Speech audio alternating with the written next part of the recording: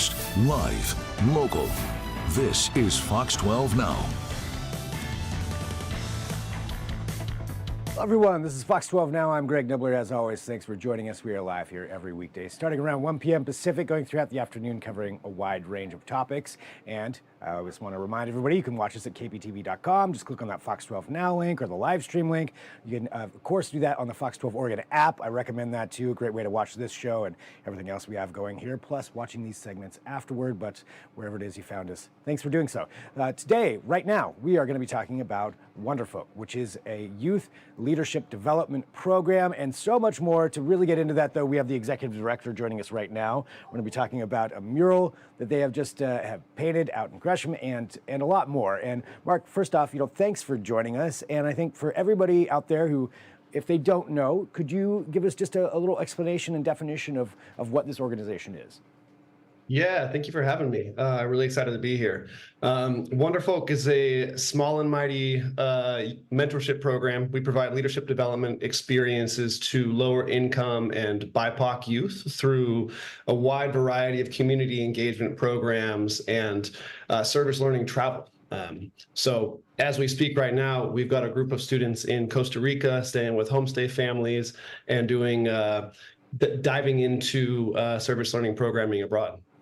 Wow. So there's a lot to dig into right there. When you're talking about youth, what's the general age range that the organization works with?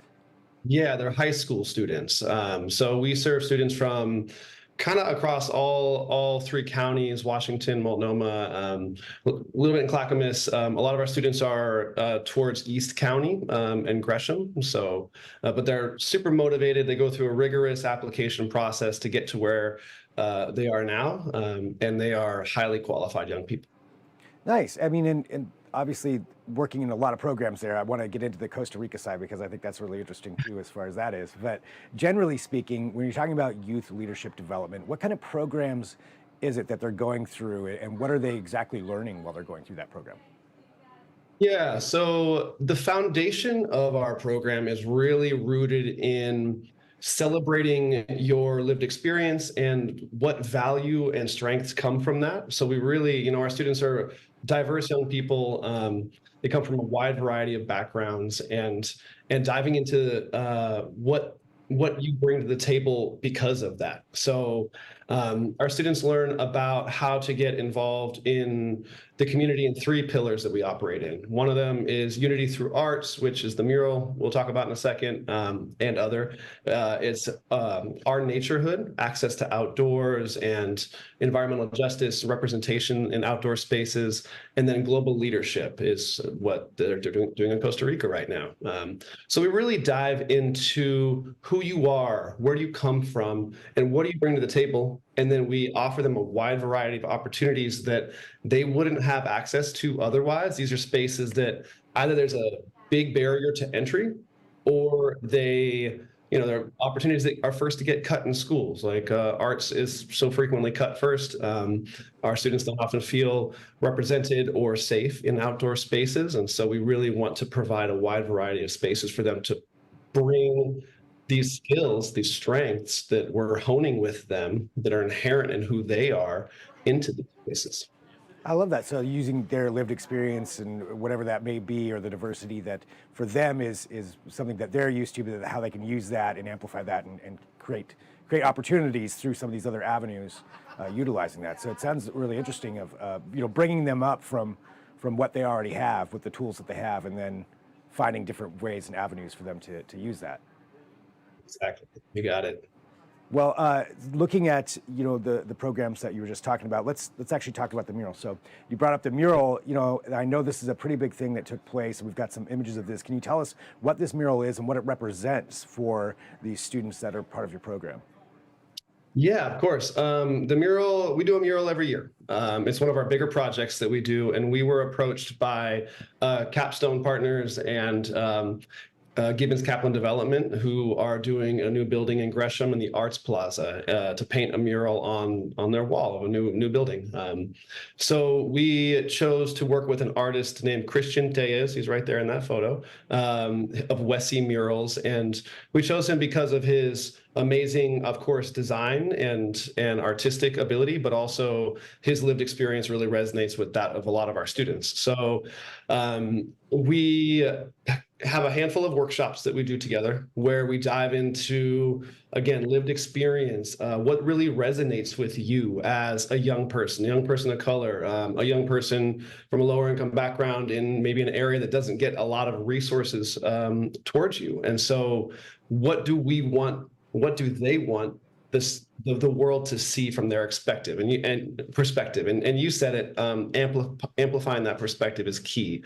So what came from that after iterating and feedback, which is a skill in itself, what came from that was a beautiful kind of eccentric, chaotic mural that really where plants in the natural world were the overarching theme. And our students really hold tight to the natural world, and climate change advocacy is something that they talk about regularly, something that we do a lot in our programming.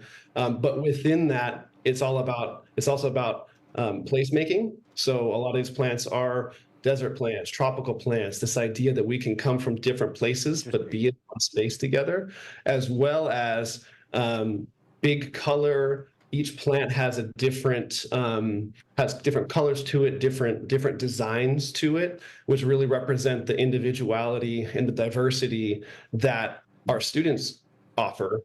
But when you pull back, you see, this is an unfinished picture right here. It's done now, but when you pull back, you see a cohesive, finalized piece, which is this unity and community that are really present with them as well.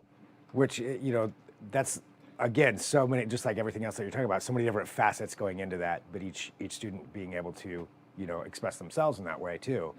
Right. Something, for you, for running this organization and being able to see some of these students go through the program and then, go on to other things in life, how important is it, do you think, to have these kinds of youth leadership development programs for the students that are going through your program here in the community, and for them having that to, grow themselves past this point?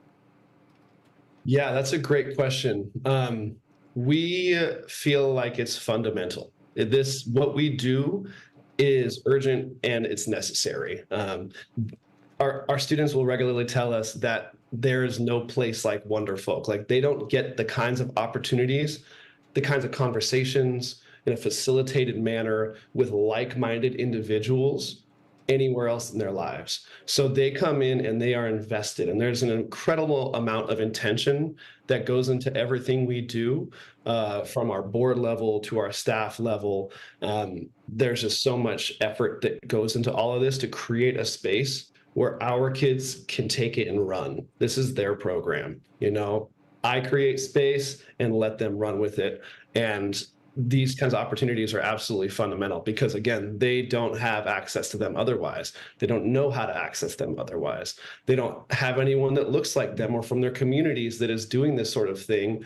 And so in a lot of ways, they are incredibly brave to take that step, especially in Costa Rica. Like, they're stepping away from home for the first time in a lot of ways. They don't have their cell phones with them, so they're really learning to be with themselves, be with what's around them. But that's also something that is just prevalent in all the work that we do across Portland as well. So really giving them so many different opportunities and to go through that and explore that.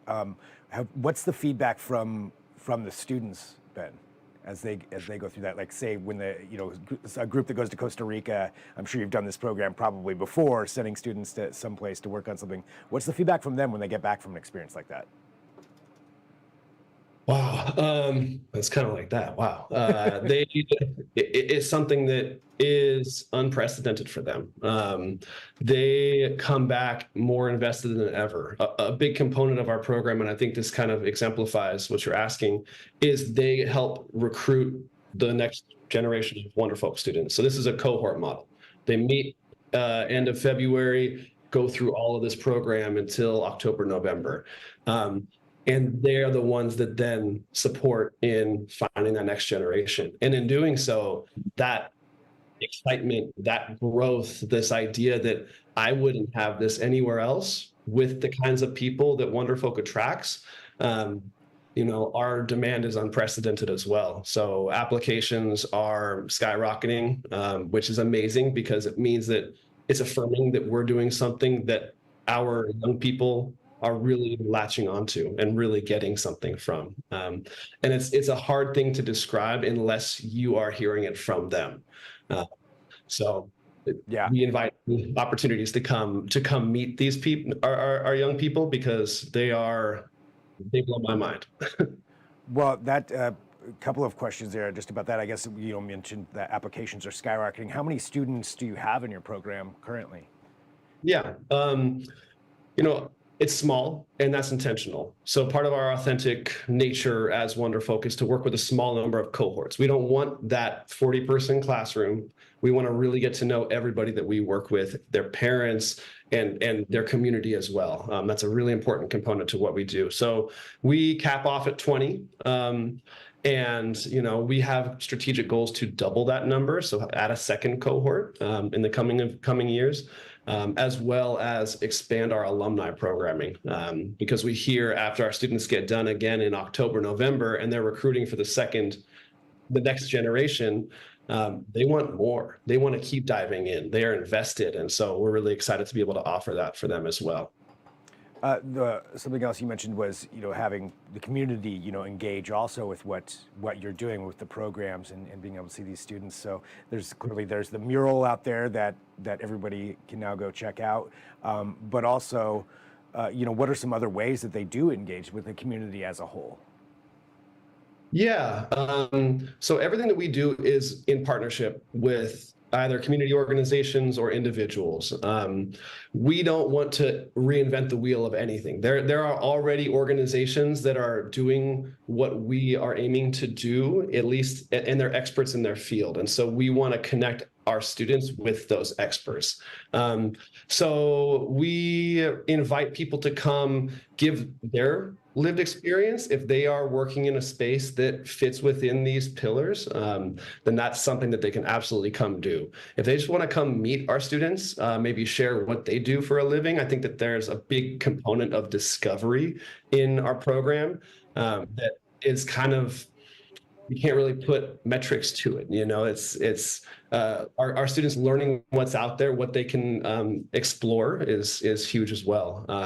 And then of course at the organizational level, we're always looking for people to join our team, further our mission, especially as we've got this strategic plan coming up, our board or our ambassador board, individuals that are really excited about what we do, because again, it's unique in Portland that we haven't seen anywhere else. So we're really excited to be able to offer that as well. Well, for people out there, in the community and here in the Portland area or wherever else they may be, if they just want to learn more, what's the best place for them to go to find out more about everything that you're doing? Yeah, wonderfolk.org, of course, and then social is just at Wonderfolk. You can always get in touch with me directly, mark@wonderfolk.org. We're very responsive and excited to make new connections. Well, Mark, thank you very much for joining us here today, just to share what you're doing there for the organization and what these students are doing and learning, and really appreciate your time and just all these great things that you guys are working on and accomplishing for these kids. Yeah, thank you for your questions and for diving in with me. I'm very enthusiastic about it, so it's exciting to share that with you. Absolutely, and everybody now knows where they can go to check out more. So, Mark, thanks so much for joining us.